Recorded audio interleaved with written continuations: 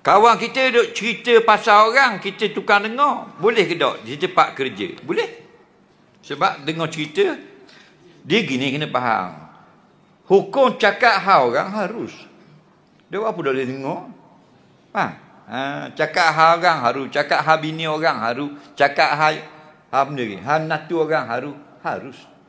Yang haram cakap hak uduh. Faham lagi? Hak dak molek.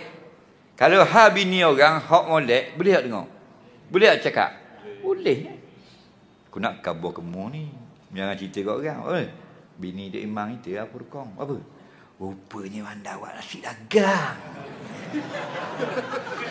Haram tak? Dah. Cakap Pak hari Pak malam pun. Faham? Boleh cakap. Dalam Islam boleh cakap hal orang, hal bini orang, hal laki orang, hal natu orang, hal anak orang. Yang tak boleh cakap hak uduh. Faham? Hak aib orang, hak nak mampuh orang, nak jatuhkan maruah orang, nak ngupak orang. Faham tak lagi? Siapa suruh cakap? Nabi kata, boleh cakap. Maka na yu'minu billah wal yaumil akhir falyakul khaira. Siapa beriman dengan Allah, beriman hari kiamat, cakap tapi hak molek-molek. Faham tak? Jadi boleh cakap. Tapi kalau hak mengupak, hak huduh-huduh orang, hak aib orang. Orang yang pergi dengar, dia ada dua. Satu sami', satu mustami'. Kalau sami' harus. Yang haram mustami'. Ada beza tak sami' dengan mustami'?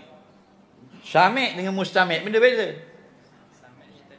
Sami' orang yang terdengar. Dia lalu orang duk ngopak, dia dengar.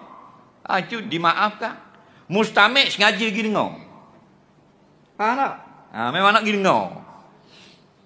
Jom hari kat rumah kau nak cerita. Mau ni. Nampak tak? Kena takat basah ni. Tu Imam. Faham? Kita pergi rumah nak dengar cerita. Faham? Nak dengar cerita buruk orang, dia usaha supaya dapat dengar. Maka Nabi kata al-mustami' ahadu mukhtabain, orang yang memang nak dengar orang mengumpat sama dosa dengan tukang pengumpat. Ada beza tak? Kita buat kerja di jabat kata duk naik, orang sebelah mengumpat. Faham? Kita tak berdosa. Yang dosa dengar seorang